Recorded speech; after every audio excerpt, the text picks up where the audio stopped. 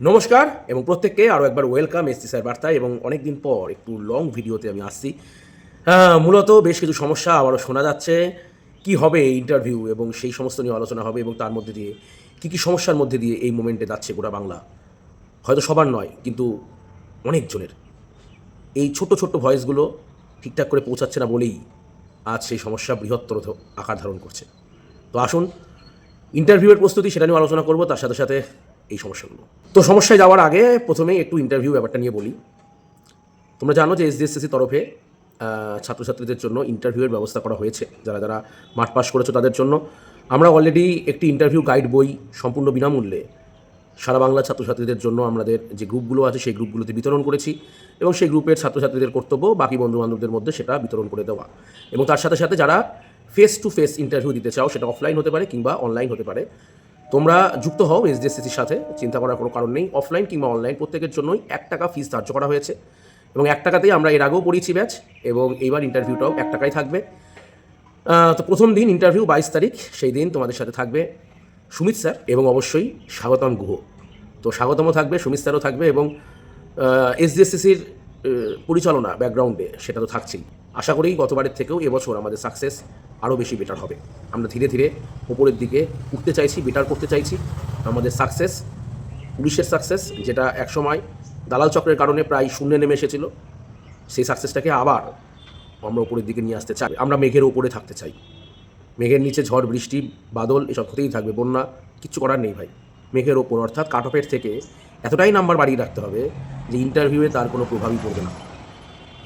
এটা চেষ্টা করছি, কতটা কি সফল হবো আমরা জানি না, দেখা যাবে রেজাল্টের পর। কিন্তু তার মধ্যে দিয়েই 29 তারিখ থেকে সম্ভবত শোনা যাচ্ছে কিন্তু আমাদের ইন্টারভিউ চালু হতে চলেছে একদম অফিসিয়ালভাবে, যেটা আপাতত সমাজ মাধ্যমে সেই খবরই কিন্তু ঘোরাঘুরি করছে এবং সেটা যথেষ্ট সত্যতা আছে বলেই আমি বললাম তোমাদের। তো রেডি হও প্রত্যেকে, যারা ডাব্লিউবিপি কনস্টেবলের জন্য রেডি হতে চাইছো।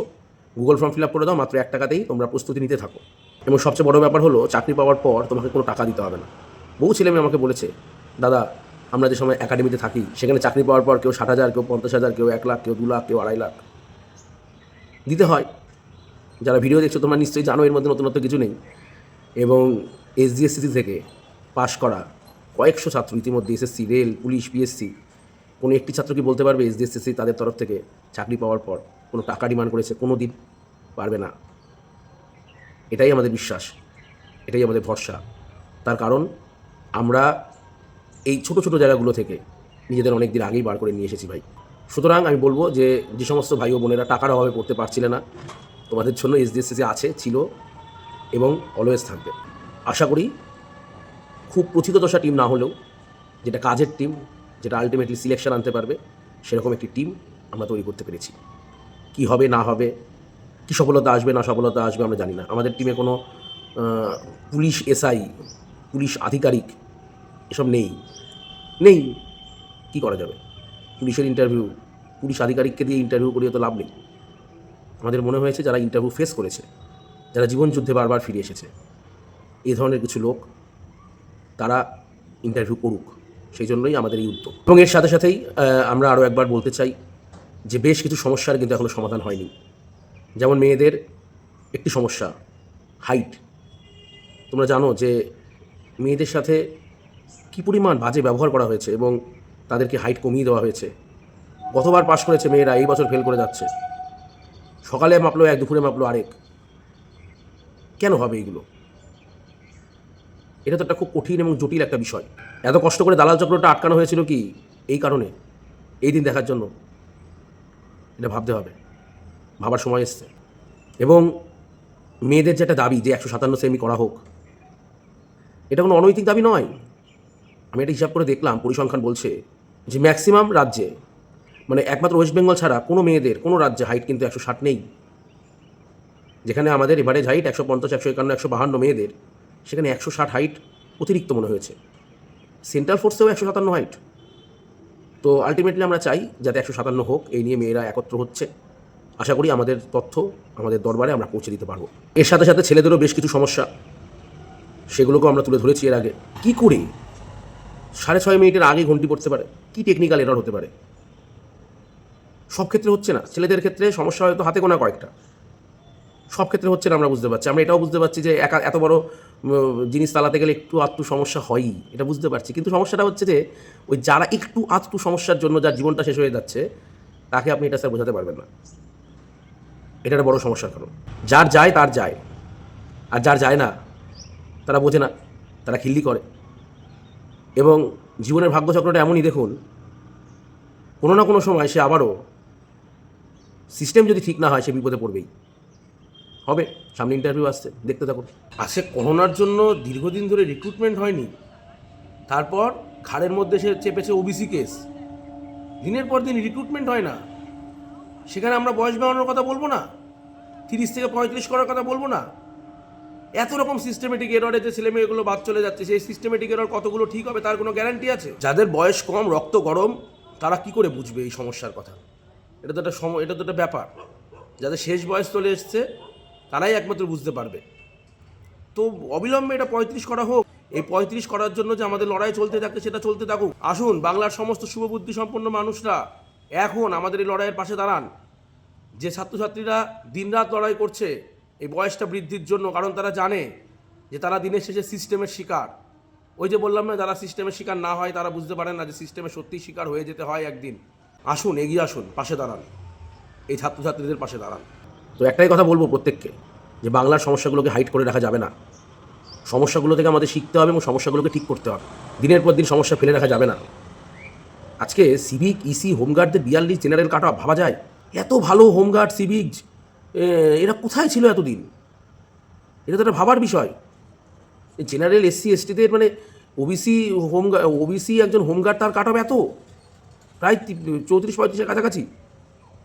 এত ভালো হোমগার্ড, ইসি, এনভিএফ, এনারা কোথায় ছিলেন এতদিন? তাহলে তারা কী চাকরি করলেন? দেখা গেল যে ছেলেমেয়েরা, অনেক ছেলেদের কাট অফই হতো না। আর SC male cut off 39, OBC male cut off 41.25, 41.50, যদিও বা 2550 বলতে হবে। তারপরেও 42 কাট অফ, ভাবা যায় যে একমাত্র এসআই যে পাশ করেছে এসআইতে, মানে একমাত্র সিভিক যে পাশ করেছে এসআইতে, সেও কিন্তু কনস্টেবলের ডাক পায়নি। আজকে বহরমপুর বাদে সব মাঠে আপনি ফেল করুন কিংবা পাশ করুন, স্ট্যাম্প মেনে দিয়েছে। আজকে পিএমটি, পিইটির এত দিন ধরে পরীক্ষা হচ্ছে ডাব্লিউবিপির আন্ডারে, সব বোর্ডে বা সব পরীক্ষায় কিংবা এই বছরও সব মাঠে আপনি পাশ করুন, ফেল করুন, যাই করুন, একটা স্টিকার দেওয়া হয় আপনাকে, দুটো স্টিকার পাশ, মানে একদম পিইটি করলে একটা, পিএমটি করলে একটা স্টিকার, তার নিচে একটা সই, একটা স্ট্যাম্প এবং ডেট দেওয়া থাকে। এটাই রুলস। এবং দেখুন, আজকে যতগুলো ছেলে মেয়ে পাশ করেছে প্রত্যেকের কাছে কিন্তু এটা আছে, সে পাশ করুক কিংবা ফেল করুক। খেয়াল করে দেখুন যে বহরমপুরে এটা হচ্ছে না। কেন হচ্ছে না, কী ব্যাপার, কী বৃত্তান্ত, কে জানে ভাই। বহরমপুরে পাশ করা ছেলে কিংবা ফেল করা ছেলে, কারুর অ্যাডমিটেই স্ট্যাম্প নেই। অসংখ্য ডেটা আমরা আলোচনা করে দেখেছি। আর যদি কিছু কিছু লোকের স্ট্যাম্প থাকে, তাহলে এতে স্ট্যাম্প নেই কেন? 537-এ তো উড়েছে আমাদের ইনস্টিটিউটের ছেলে, 27 বছর বয়স, আর কি বলবেন, নাম্বারও ভালো, তারও স্ট্যাম্প নেই, সে অবাক, প্রথমবারের মতো। যাই হোক, মাথায় রাখতে হবে একটাই কথা, সিস্টেমে কিন্তু কোনো দোষ নেই, সিস্টেম কিন্তু ঠিকঠাকভাবেই চলছে।